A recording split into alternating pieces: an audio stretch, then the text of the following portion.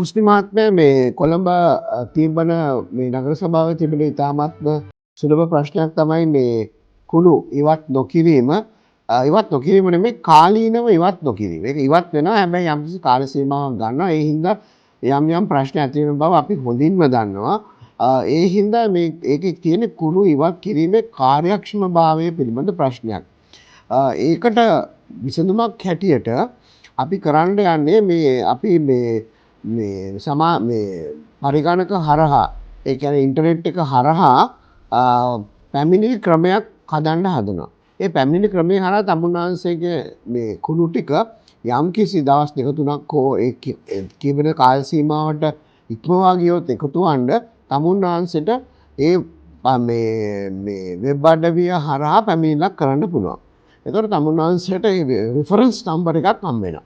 ඒ reference number එක හම්බුනාට පස්සේ ඒක පිළිබඳ නගර සභාවෙන් තමුන්නාන්සේට ප්‍රතිචාරයක් දක්වයි. ඒ ප්‍රතිචාරය දක්වට පස්සේ කුණු ඉවත් කිරීම සම්බන්ධව නිසි වැඩපිළිවෙලක් ලබලා දෙයි.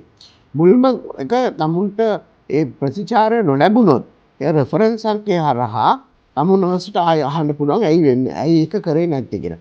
ඒකේ වැදගත්කම වෙන්නේ දැන් ඒක මේ පැමිණිල්ල කරපුවාම අපිටත් පේනවා තමුන්නාන්සේලාගේ පැමිණිල්ල තමුන්නාන්සේටත් පේනවා තමුන්නාන්සේගේ පැමිණිල්ල. ඒ හින්දා විනිවිද භාවයක් ඇති වෙනවා.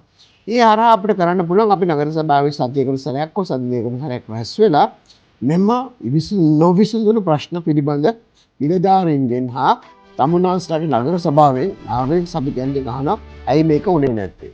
ඒකට උනේ නැත්තේ වාහනයක් තිබ්බේ නැද්ද? සේවකයන් හිටියේ නැද්ද? ඒ වගේ ඒවට මේ පියවර ගන්න අපිට පුළුවන්. ඒ හරහා මම හිතනවා තමුන්නාන්සේගේ කුණු ප්‍රශ්නය කුණු ඉවත් වීම සෑහෙන දුරකට අඩු වෙයි කියලා. ඒක තමයි ක්‍රිස්ති මහත්මයා මට තියෙන විසඳුම සාරාංශයක් හැටියට ගත්තොත් අපි මේ ඉන්ටර්නෙට් එක හරහා ප්ලැට්ෆෝම් එකක් හදනවා තමුන්නාන්සේට පැමිණිලි කරලා පැමිණිල්ලට විසඳුමක් ලබා ගන්න.